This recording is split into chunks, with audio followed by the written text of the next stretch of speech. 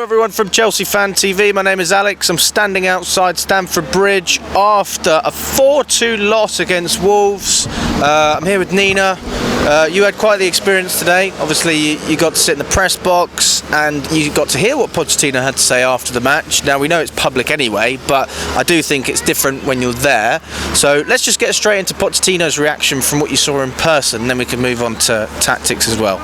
Yeah, it was a bittersweet experience. I mean, obviously this has been my dream and it was great to be there today. But when you are 1-0 up at home and you end up losing 4-2, you have to ask some serious questions. And Pochettino had to answer some difficult questions in that conference. And, you know, he looked very deflated. He didn't really know what to say. I mean, you can't really sort of conceptualise like what happened when you do lose 4-2 at home. It's hard to sort of pin it on one thing. It's a factor of many things, but really what he said was that he feels sorry for the fans and that they're not good enough. And he said they're, meaning him, the players at the moment aren't really good enough. And we know that we brought a lot of young players in. We brought in a lot of potential. And when you do that, it's never a guarantee that everything will work out. You know, some players will come good, some won't. But when you bring in every single one and make the experiment at the same time, you know, you're bound to face some difficulties. And I think that's what's happening now. And it's the story of our season that there's been good moments, but there's also been bad moments. And when you look at the league table,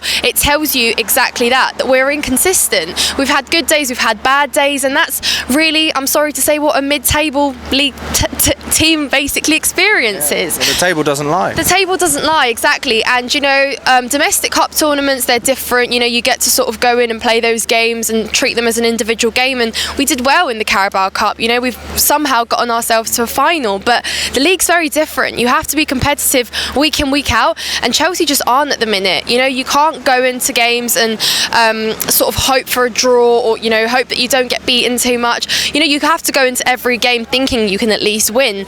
I mean, by the sound of what Pochettino is saying is that the players don't really believe that they've got the quality to be winning every single week. So yeah, that's a big issue, I think. Whose fault is that the players don't believe? I guess it's a mixture of lots of things. I think for me, Pochettino 100% has to be the one that's installing faith in them, trying to get the best tune out of them, because he's the manager. They're all young players. They've not been necessarily playing at a high level where they've got much of a CV where they can say, oh, I've been a winner, or I've done this and that, and then I can just build on that. Most of them are starting from the very bottom. Some of them, like Mudryk, he barely played senior football before he signed. He had, I think, about a 3-month sort of gap where he wasn't playing football.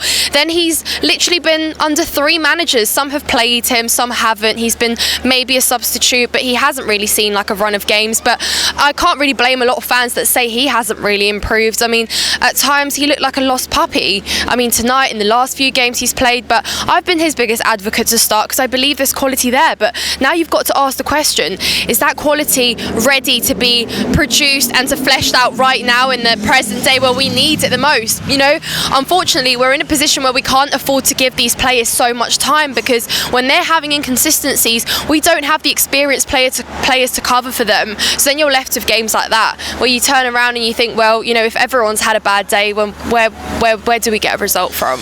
That's the thing, and a lot of fans who had tickets for Aston Villa are saying they don't want to go because they don't see any hope. We got thrashed against Liverpool, we got thrashed again today. I mean, 4-2 makes it sound a lot better than it really was. Yeah, I mean, it's sad we haven't lost to Wolves here at Stamford Bridge in like 45 years. I mean, that's alone enough to tell you that something really isn't quite right. And again, you know, you've got a 1-0 lead at home. Okay, you concede. Okay, you haven't see a comeback, but you can't concede another 2 and 3 on top and really get nothing out of it. You know, what demands and what authorities do we have of our home ground if other rival fans are coming to us and saying, is there a fire drill? Why are you all leaving in the 70th minute? That's where it's gotten to.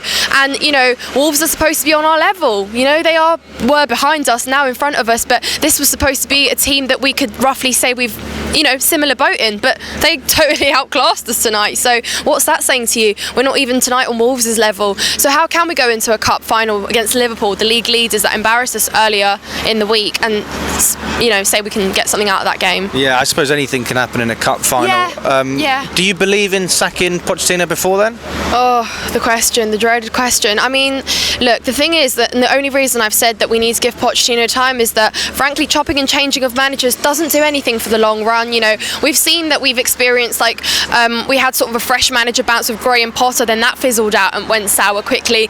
You can say that we haven't quite had the same with Pochettino because results really immediately were bad with him and then sort of picked up and then lost again. But it's like, who comes in right now and makes this whole sort of young squad just click instantly? Like we said, a lot of them are going to be good, yes, absolutely, but not all of them, and they're probably not all ready for the highest level of football to play for Chelsea. But that's a gamble that recruitment, the ownership and everyone as a collective made. So I still don't think that's necessarily just Pochettino's fault. Does he make mistakes? Yes, he does. Does he set up in ways where he doesn't need to? Tonight I'd actually say that Nicholas Jackson should have started and Nkunku should have been a creator. He should have played behind a striker because he's so much more effective. He play makes. He was so isolated tonight, wasn't he?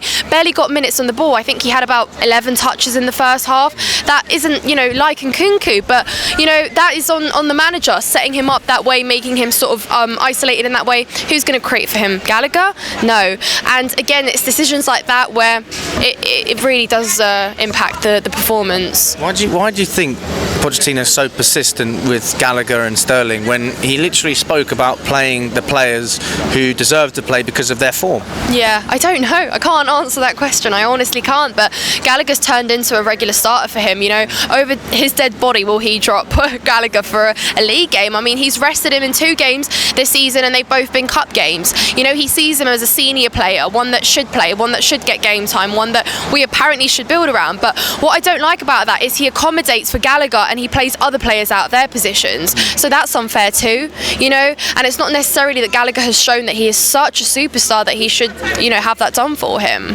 Yeah, I mean, I struggle. I really struggle with these questions because it's the same every week, Nina. It is the same every week. And me personally, I'm not Pochettino out, but when fans are critical of Pochettino, it doesn't sound like you're massively critical of him. I don't know, are you Poch out? No, I'm not Poch out because frankly, like I said, I still back the fact that nothing changes. Tomorrow someone walks in and what?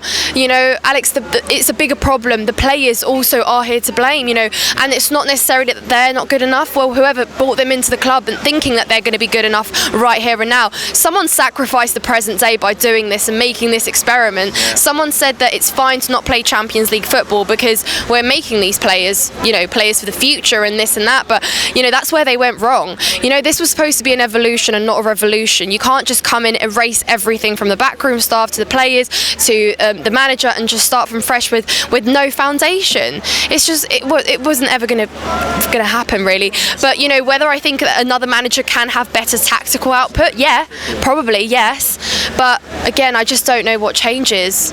Yeah, I mean, people obviously talk about Mourinho, but I just don't see how this Chelsea suits Mourinho compared to what we were previously. Do you know the only reason that they want Mourinho is because that makes us feel like we'll have our old Chelsea back, because that's what success looked like in the last 20 years. He was a big part of it. It almost feels like we're just trying to hold on and linger to anything that we had of those good old days in the past, which Mourinho was so lucky enough to gift us. That's why we have the standards that we do for our club. That's why it hurts so much tonight to lose 4-2 at home to Wolves. So I think that's what it is. It's almost nostalgia, and it's almost the good of it. But you think Mourinho would want these players or the young players that we have and these experiments? No. He's going to come in and he's going to demand experience. He's going to demand the world class, the established players. And then what do? We can't go on and spend loads more money and get rid of everyone. That goes against everything the owners try to do. So for me, if that happens, another thing that if obviously Pochettino gets sacked tomorrow is I'm going to look at the owners again and go, well, you've got one appointment wrong in Graham Potter. Is this another appointment that you got wrong? So where does the trust go as well is what I'm saying. Well, because they said they were going to commit to a long-term project, so no matter what they do, they're going to get criticised, aren't they? Yeah, I suppose. I guess that's it. But that's what happens when you make such an experiment with a sporting model that's not really been done before and hasn't thrived. At the end of the day, it's the Premier League. This is it's a league where you have to gradually build and you have to gradually make changes and you have to gradually build a system. But it was never going to happen in the first season for us to be kicking off well. But again, these results haven't been good enough. They just really haven't. And I fear for us, where does it get better? We've got Palace, but then we've got all the reverse fixtures to play. Your Cities, your Uniteds, your Newcastles, and where do we go from there? I know, honestly, I don't even want to think about what's ahead. But it's the hope that kills you. There is still a little bit there for me. I just want to ask you about one player just to finish off. We talk about development, we talk about the money the owners have spent. If there's one player who, for me, captivates the project, but we still haven't quite seen it click. Yeah, 100%. And I'm with you on that, Alex. You know, we've had a lot of conversations in the past where I've said, I want managers to trust Mudryk more. I want them to give him game time. But then, you know, he comes out with performances like that recently, or especially Borough game, where every decision he was making was just wrong. And you look at him and you think, you know, what's your vision? Why is it that you're not seeing that run? Why is it that you're not making that pass? Why is it that you're being tackled immediately, you know? And it's just like, that happens way too often, so you almost think, well, maybe that's why the manager's not playing him, and maybe he sees those things in training as well. So, but then you look at him and you think, but he costs so much money, and when you cost that much money, you still have to be at least bringing something to the table. Sure. You know, since when does potential cost 100 million? That's the modern day market, apparently. Yeah, well. There you go. Thank you, Nina. Always a